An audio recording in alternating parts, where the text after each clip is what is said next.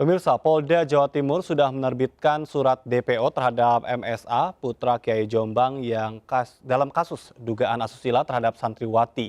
MSA yang telah ditetapkan sebagai tersangka juga dinilai tidak kooperatif lantaran tidak memenuhi panggilan kepolisian.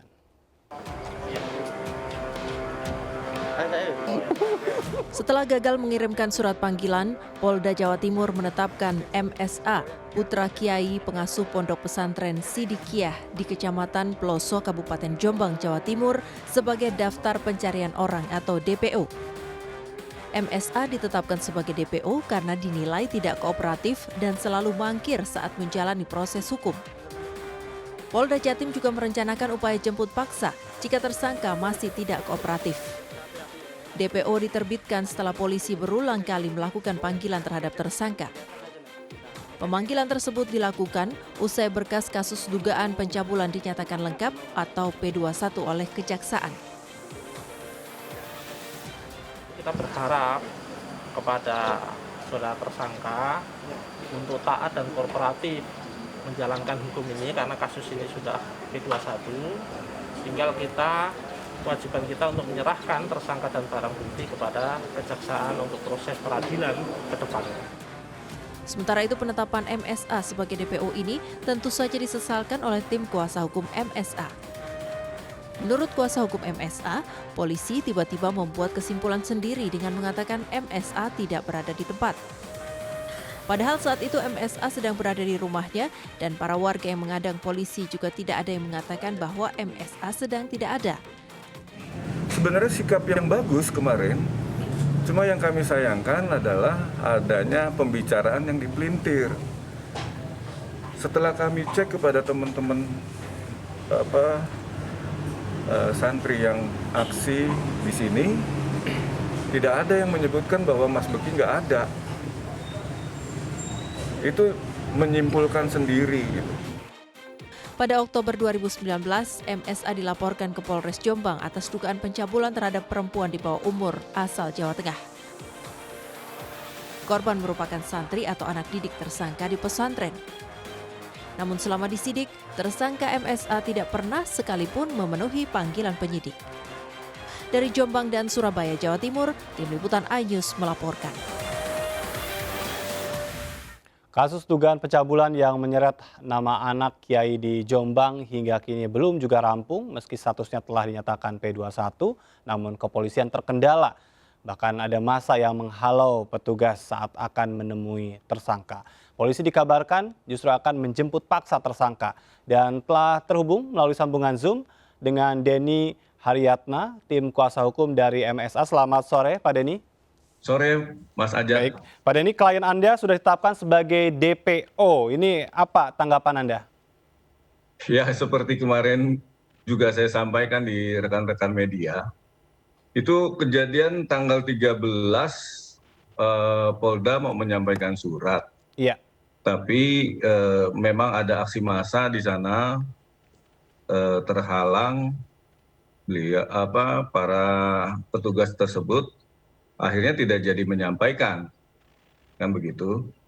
Terus kemudian kembali pada tanggal 13 itu juga mereka kemudian entah sorenya entah kapannya itu menerbitkan DPO. Iya. Padahal di hari yang sama saya juga datang ke Polda menyampaikan surat penundaan pelaksanaan tahap 2 gitu, karena melihat memang 1 hari sebelumnya saya melihat situasi ada aksi massa begitu kan di pesantren.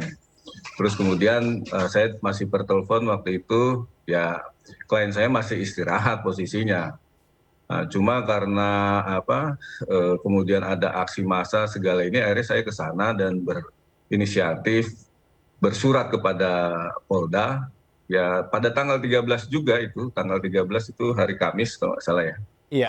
Ya betul, jadi kami memohon itu. Baik. Artinya klien Anda sebetulnya ada di rumah ya hingga hari ini? Oke, tanggal 14 saya ketemu Mas Beki, klien saya. Itu ada di rumah memang posisi Kalau hari ini klien Anda berada di mana? Hari ini tentunya masih di rumah ya perkiraan saya, tapi kebetulan saya tidak ada di posisi tidak di Jombang. Saya ada di Jakarta. baru nanti saya akan ke sana Selasa gitu ya, persiapan kita pra peradilan.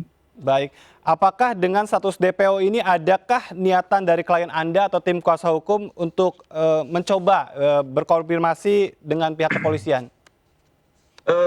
Kami sudah mengajukan surat pertama itu, dan kemudian saya sih berharap juga kita akan ada komunikasi dengan pihak Polda, karena bagi kami penyerahan tahap 2 ini juga kan tidak ada yang terlalu signifikan karena tidak ada penangkapan, tidak ada penahanan. Ini kan hanya proses penyerahan berkas dan tersangka kepada kejaksaan saja. Kami Baik. sudah sampaikan hal tersebut kepada klien saya. Dan saya pikir juga dari pihak Polda paham juga bahwa ini bisa kita bicarakan soal teknisnya lah, menyiasati kondisi terakhir seperti ini kayak begitu. Baik, ini kan sudah jadi tersangka, sudah di DPO-kan, yang bersangkutan ada. Tidakkah ada upaya untuk menyerahkan diri daripada dijemput paksa oleh pihak kepolisian? Menyerahkan diri, ya itu seperti saya sampaikan, klien saya kemarin pada saat saya ketemu memang masih belum fit dia. Jadi kan kalau di dalam hukum acara pidana, jangankan untuk bergerak keluar pada saat wawancara BAP saja kan kita ditanyakan dulu kondisinya sehat apa enggak. Kalau nggak sehat ya tidak bisa dilanjutkan kan kayak begitu. Kami sudah sampaikan kemarin seperti itu. Baik, tapi dari beberapa catatan memang klien Anda tidak kooperatif menurut pihak kepolisian, bahkan jarang memenuhi panggilan pihak kepolisian. Ini bagaimana? Ya kalau panggilan sebagai tersangka pernah dilakukan ya, itu bahkan sudah di BAP oleh Polda.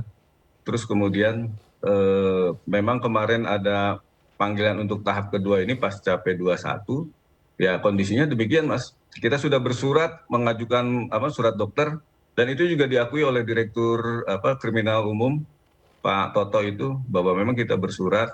Memang yang tahap kedua ini kami meresponnya dengan bersurat juga. Tanggal 13 itu saya mengajukan permohonan untuk penundaan dulu melihat situasi terakhir gitu. Ini permohonan itu dikarenakan adanya penghadangan atau kondisi kesehatan klien Anda? Saya kemarin alasannya pertama ada dua.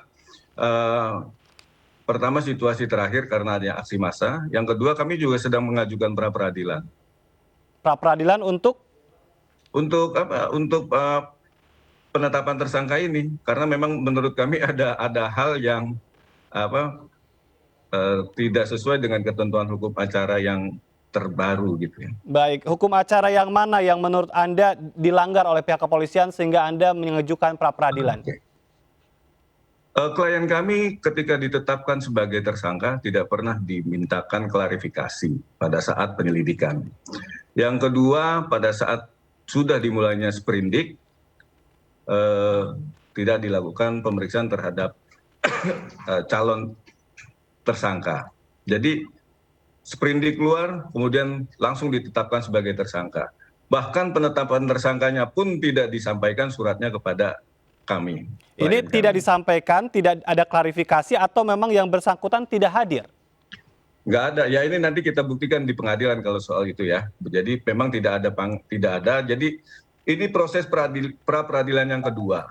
Kami juga mendapatkan fakta di pra peradilan yang pertama memang polisi tidak pernah ada panggilan klarifikasi di tahap penyelidikan, dan tidak ada pemeriksaan sebagai saksi atau calon tersangka di tahap penyidikan. Klien kami langsung ditetapkan tersangka. Jadi laporan itu tanggal 29 Oktober. Baik. Kemudian tahap penyelidikan itu sampai dengan 12 November, dan 12 November itu keluar sprindik sekaligus penetapan tersangka dan SPDP. Baik. Jadi itu yang sedang kami ajukan pra peradilan di tahap itu. Jika benar polisi akan melakukan upaya paksa menjemput klien Anda, apa yang bisa disampaikan dalam kesempatan sore hari ini?